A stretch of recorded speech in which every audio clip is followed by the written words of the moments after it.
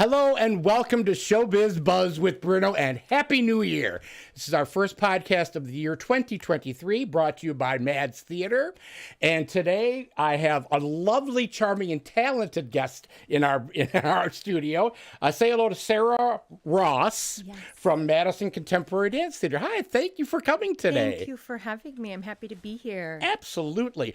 So first of all, tell us a little bit about yourself.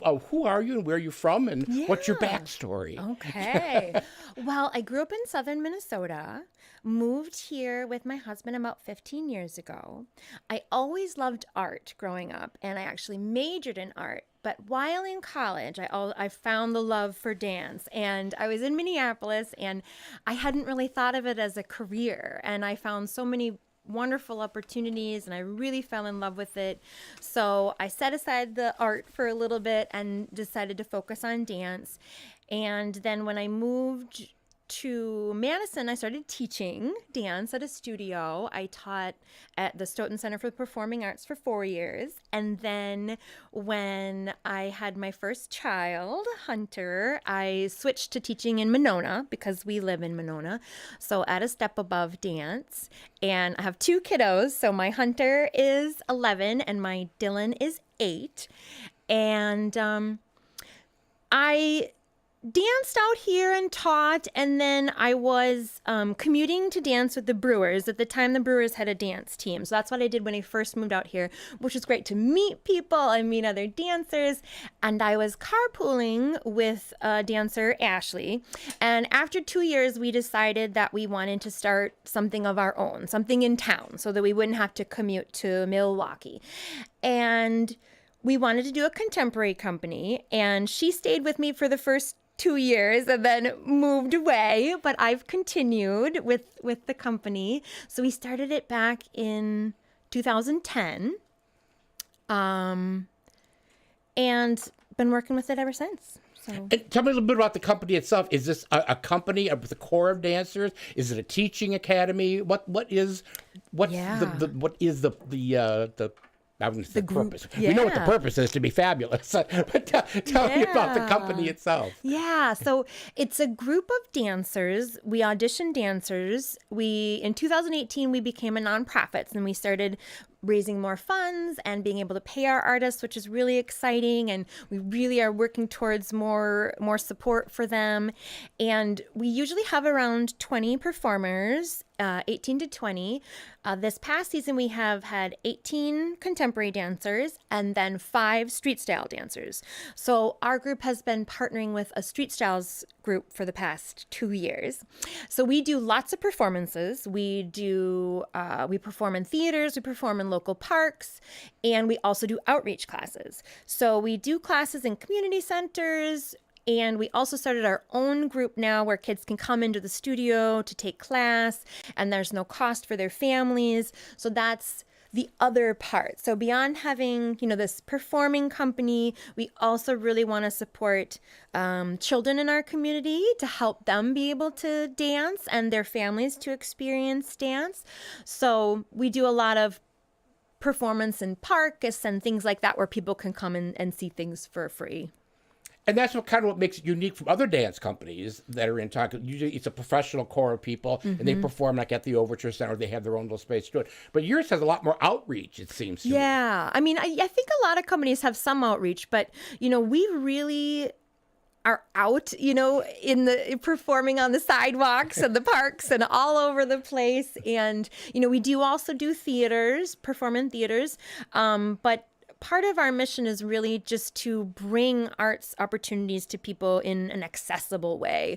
So if we're downtown performing, they can just walk by and see it. And we really want to give students more opportunities. So these past couple years, we've given teen dancers opportunities to perform in our concerts. And then this last September, we had our outreach group perform in our concert as well. So we had kids and adults and a whole big group together, which was really lovely. So That's very cool. And I think we have a clip of is this the current company? That you have, so the clips, there's a few from the past 2 years and then from the current year, too. Okay, great. Just kind of see where we're run the at. clip and we'll see some of your gorgeous dancers. Yeah.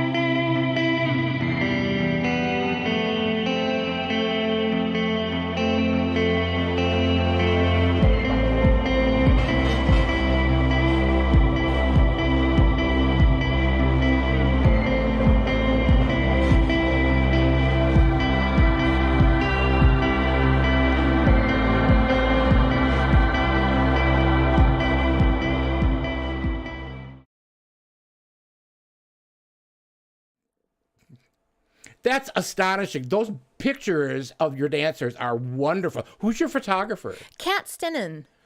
Those are She's beautiful, really beautiful good. pictures. Yeah. And who were some of the people we saw in there? Yeah. So in the clip? beginning, we started with a photo that's going to be in a book.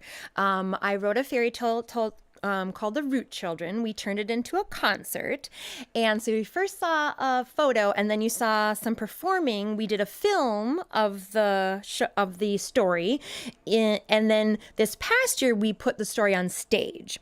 So we included children and teens, and then we've been working on photographs, and we're hoping to publish the book soon with, photos of our dancers. We need to just get a few more photos. It includes all the seasons in the story. So the Root Children wake up and they go through a journey through spring and into summer where they do this. They dance at a ball and they're learning life lessons along the way to get to it. And then in the end, it's fall. So it goes through, the seasons. And I was really interested in creating a new story for dance, to create a something that we could choreograph to and teach with, because stories are so great for teaching.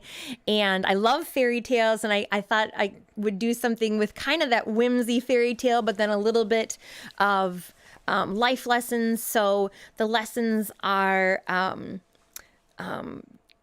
finding your good posture and using your breath and being in the moment, and then being brave and being persistent. So we kind of danced out those a lot through the concert along the story. And this next season we'll do something totally different. I don't know exactly what it's going to be, but and then you saw some video film we did last year. We've been collaborating with the Hitters Collective for the past 2 seasons, which is really wonderful.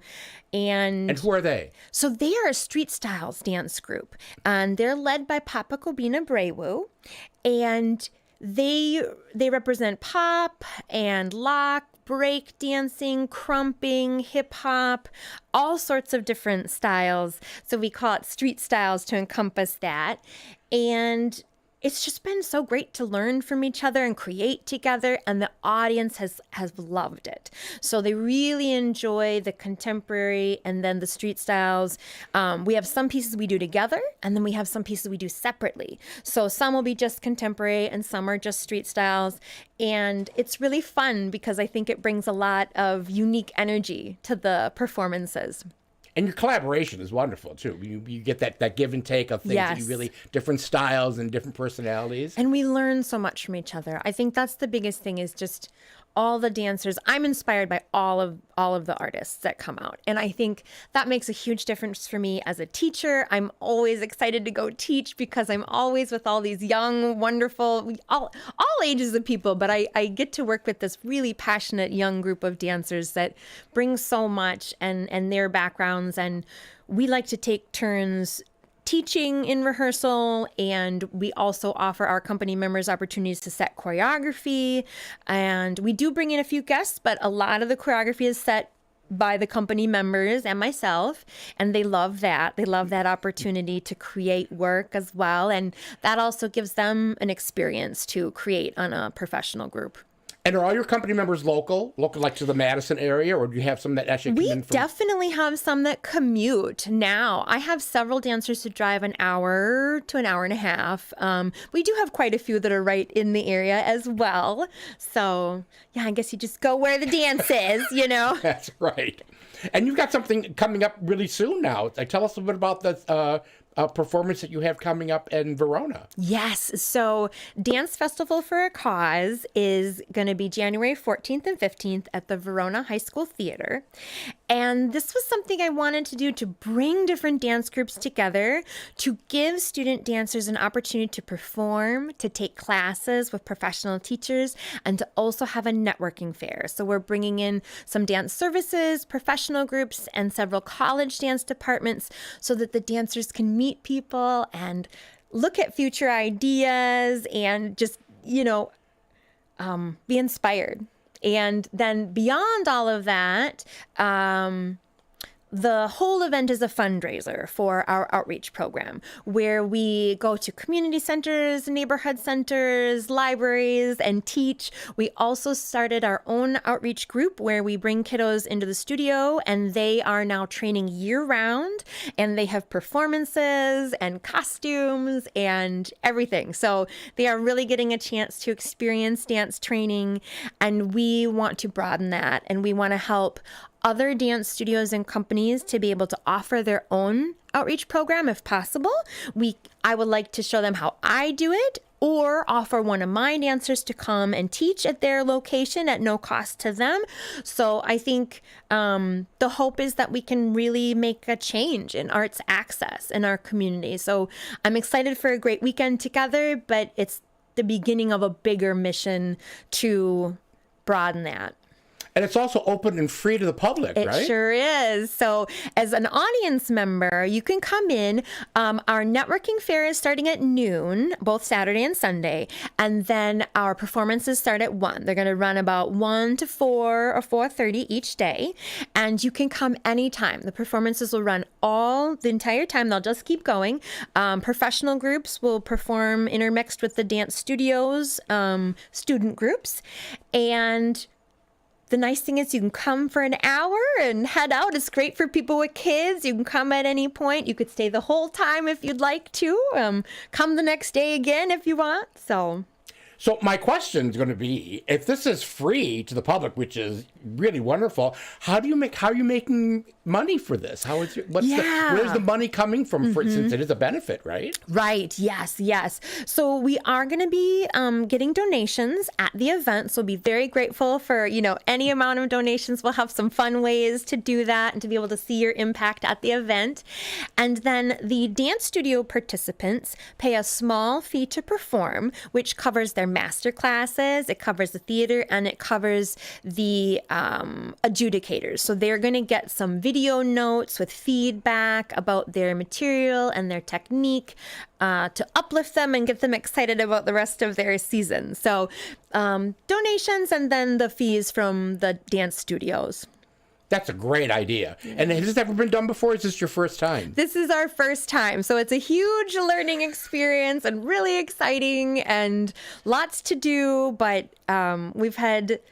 I have my two assistant directors, Bertie Brzezinski and Kate Husky, have been amazing, helping so much with this event and working on promoting and setting up a system so that we can register and make a schedule and do video critique. So a lot of learning, but I feel there's been so much positive feedback about the event. And I think we have a great group of performers coming this year. And I think if we did it again, there would even be more. I think a lot of people were interested, but didn't have enough time to plan to be a part of it. So we'll try to plan even further out.